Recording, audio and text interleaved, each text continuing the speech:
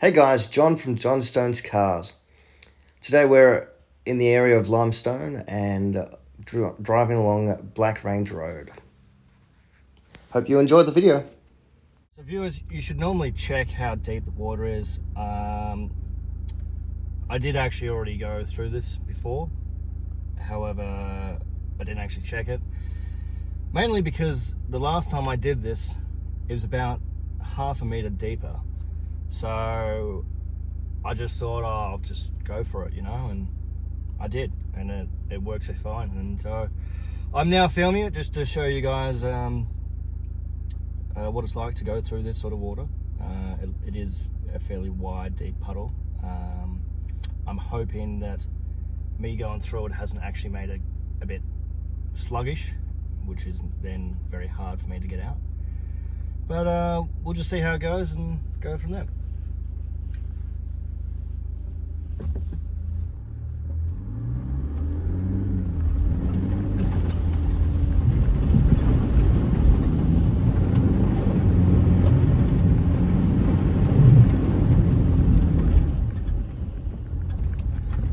And luckily we got through.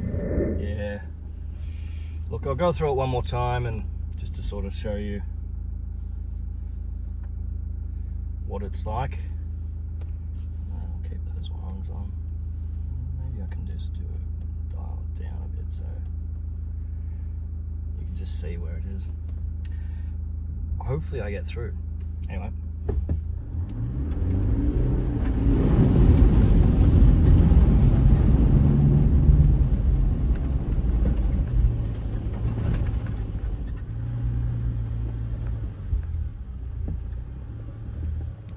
As some of you may know, this is a late 2020 Toyota Prado Kakadu.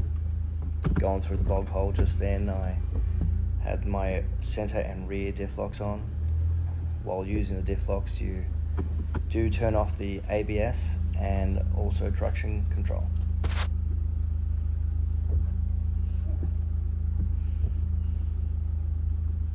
Okay viewers, so I finished the bog hole.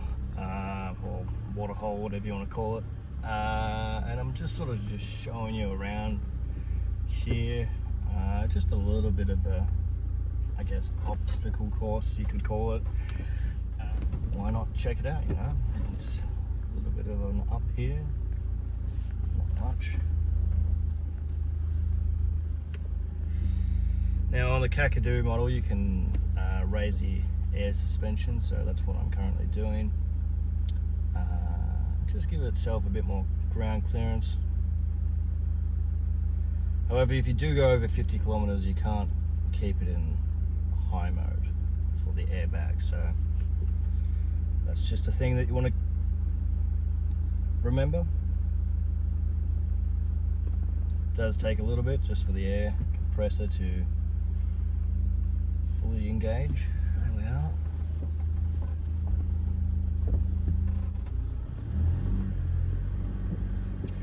Now at the moment, I have left the bar light on, or off I should say.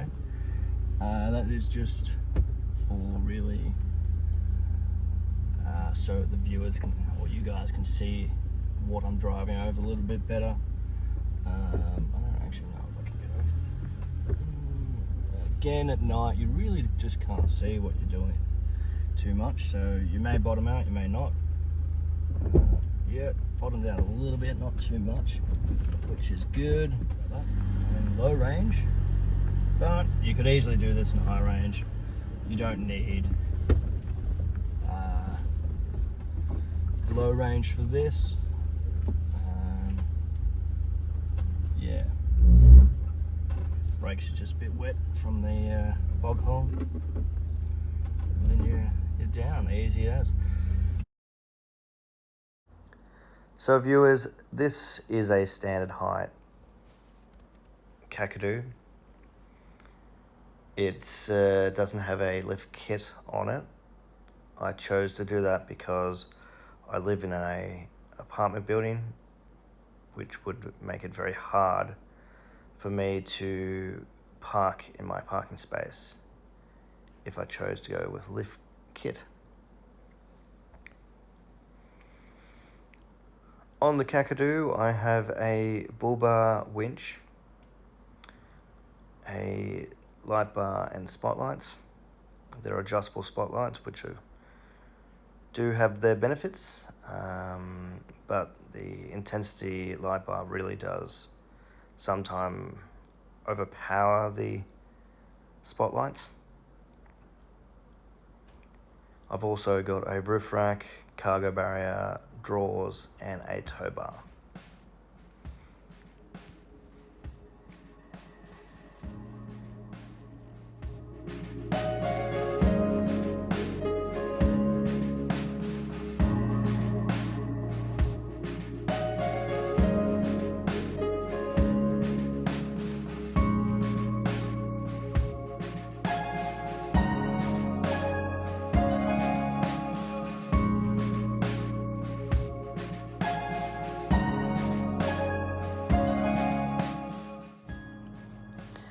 As you can see, just as before, we went over a little bit of a crest,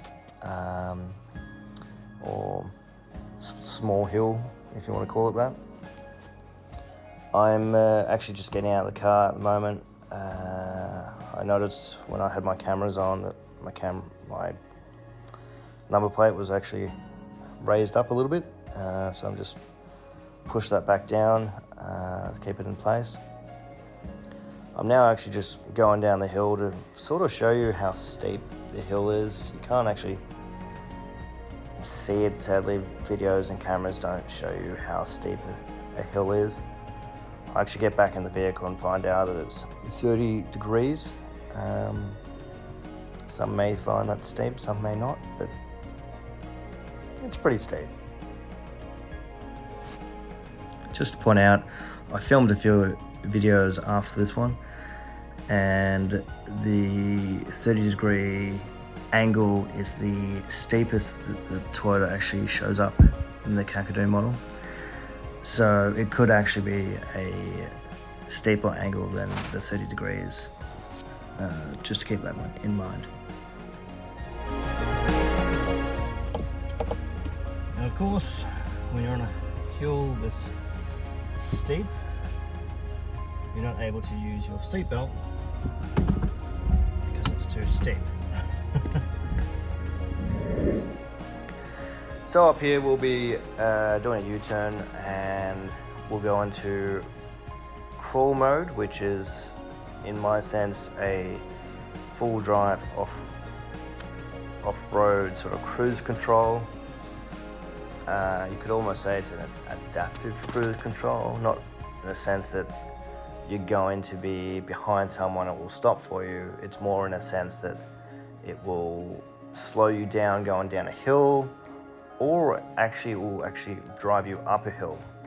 So if you're a novice, I think it would be a great full drive gear for you to use to learn how to use the car. But if you were to buy this car and you're an intermediate or an expert at off-roading, probably wouldn't recommend buying the Kakadu just solely on the off-road gear. But I bought the car for multiple reasons, and through my videos you'll probably see why.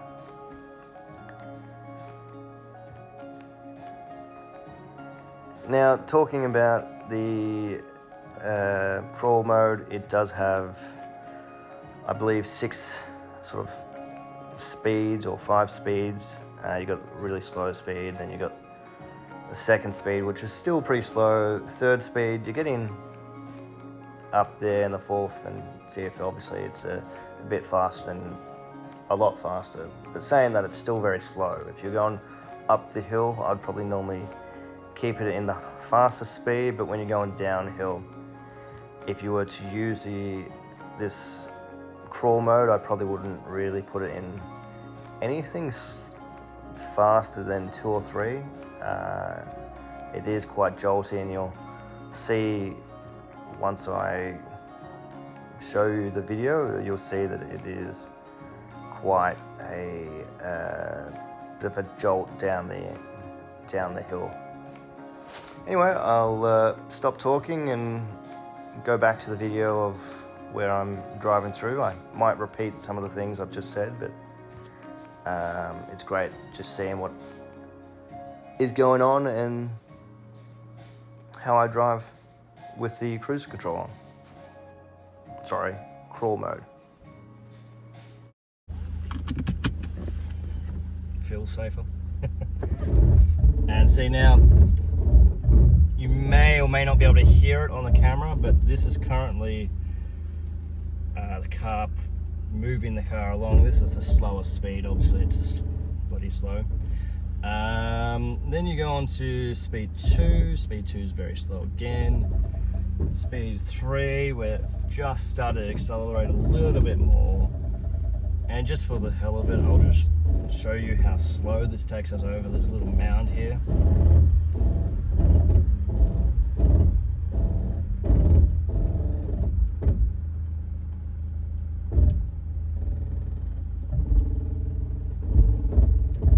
Is it useful? As I said before, it's really not useful. You'd really have to be on something pretty extreme to use, but then again, as I said, when I was on that really extreme cliff face, it really wasn't useful at all, because it turned off when I hit the brakes. Again, this is the fastest speed of using this over this mound, and sort of, as you see, it was probably a bit too quick. I'll do it again when we're not doing extreme. If it was during the day, I'd probably go over through the water, just see if it works through the water. But I don't think it would work. Well, actually, it might work through the water. I haven't tried it, so I can't say if it would or wouldn't. Alright, so you go in the slowest motion here, so you can see the car brakes like hell going down that hill. Alright, so this is the slowest mode here, going up it.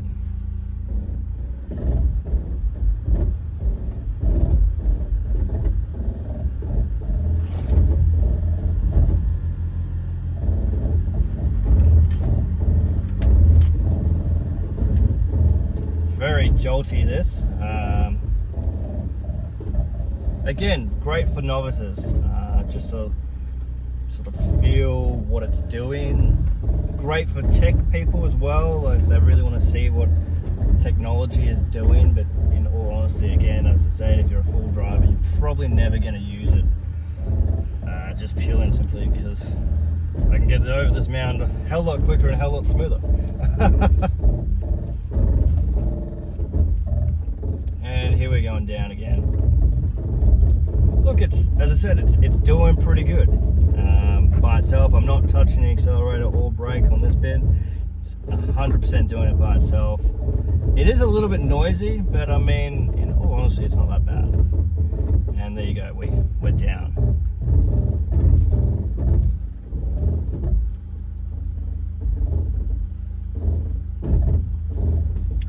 Alright, now I'm going to turn that off because I don't like it at all.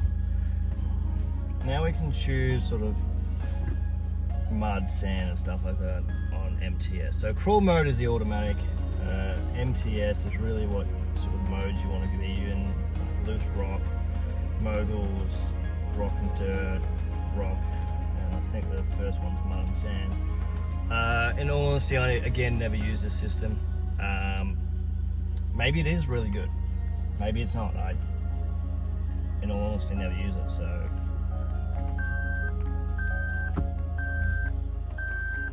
So, I don't see a point for it, but look, it's not a bad thing. This is on this section of the track. It's this is about the only real off-road bit. I'll sort of show you what I've been driving along to get here. It's very easy, to be honest. So a standard sort of car could go along here. Pretty much just pure and simply because it's so flat. this is the road. I'll throw my lights on a bit higher. And my high beams. Now, just while we're here, I mean, while we're here, the light bar, that's the light sort of shine. And then just light by itself, and the spotties, and then spotties by itself, and then light bar. The light bar just gives it a bit of a wider brightness, where these spotties sort of give it range and sort of, it is a bit duller though. I think next time if I was to do it, I'd probably buy the intensity spotlights. I just want to add in the high and low section of the spotlights. It is actually benefits in the fog and also while you're on the road. So that's just something to keep in mind as well.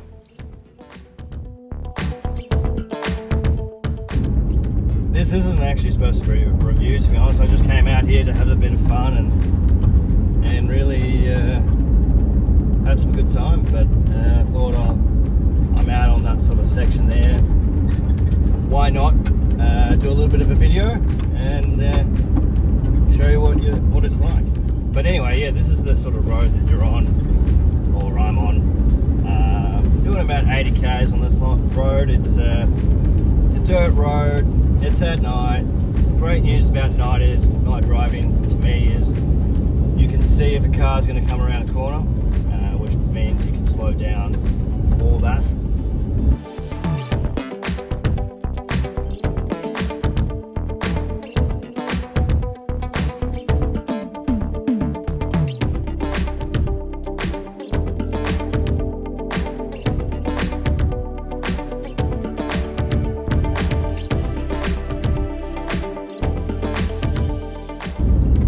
Saying that, these intensity lights make it very hard to see on a road, for example, to see if there's another car coming, because it's so bright. So that's just one thing it's good to know.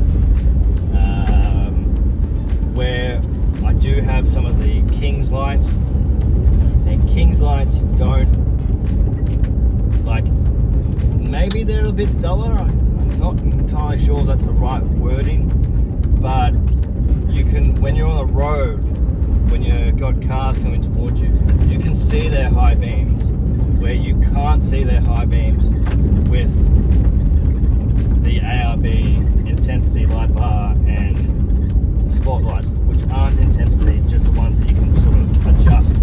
So that's just one thing that you probably want to know when you're buying these lights, that if you are driving on a country road with the high beams on, I can't see another car coming around a corner.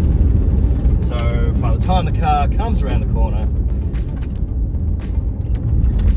you're blinded them pretty much. So that's just one thing to keep in mind.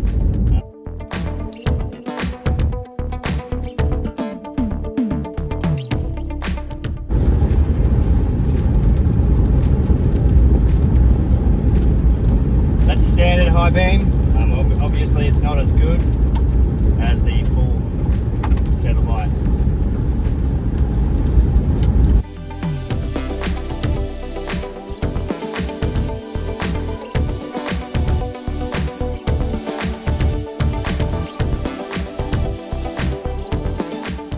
Where am I? I'm sort of just a little bit after Yay in the Black Range. Says it's Black Range Road. I think it's Black Range Forest as well, that I'm currently in. Most of the roads out here are like this. It's fairly flat.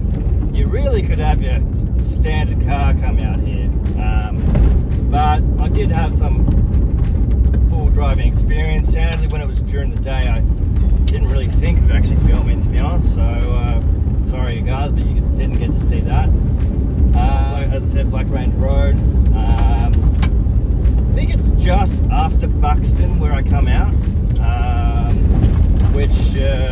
or actually, to be honest, it could be just after Marysville.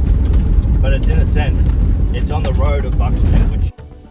Just an update, this is actually Limestone, or area of Limestone, on Black Range Road. If it's not, it's just a great road to go from pretty much Yea to Buxton. It is a dirt road, so if you don't want to drive your nice vehicle along here, I wouldn't recommend it. There are other ways to get to Buxton or Marysville from Yea without needing to go on a dirt road. I know a lot of people actually mountain bike ride around here, so if you like mountain bike riding, the Blackwood Road would normally get you to a Black Range Road, sorry, not Wood, it's Black Range Road, would normally take you to some of the nice mountain bike tracks around here. So if you're into that, definitely suggest going to Marysville and checking out Marysville, and then checking out the mountain bike trails around there. The future sort of roads that I'll be going on, or off-roading tracks I'll be going on, obviously I'll show you and sort of, yeah, go from there sort of thing.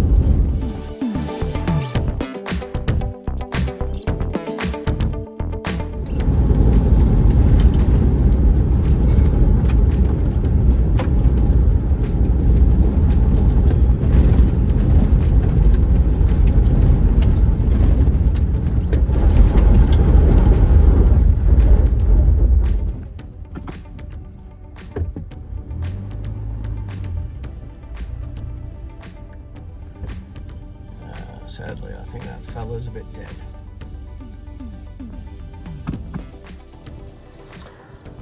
I don't know, obviously I didn't show you, but you should probably check to see that the wombat's alive or not. It did look fairly dead, but it's always good to check out. Sadly, that was, it had passed away, and just moved it to the side a little bit more.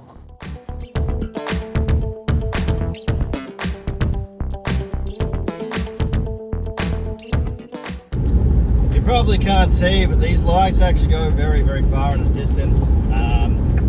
You probably all you can see is really a white light on the ground, which I actually have raised these lights compared to when ARB fitted them. When ARB fitted them, they were literally just pointing at the ground. I couldn't see anything in front of me. But they do that because legally they have to, so that's the reason why they do that. But for people like me, where I actually want to see where I'm going when I'm out in the country, I raise them up a little bit, and I can see a hell of a lot more clearer than if I left them as far down as ARB kept them at. Well, as far down as standard, really, I should say, not ARB. I think anywhere you go, they'll fit them to that, about that size, or that height. That's just how it is, really.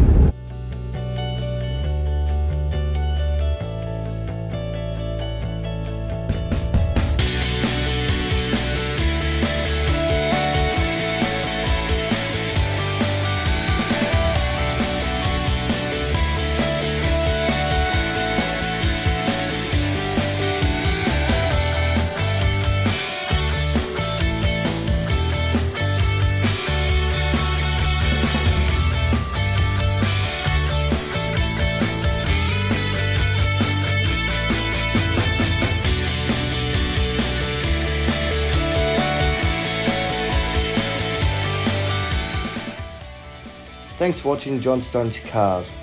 Please like, subscribe and share. See you next time.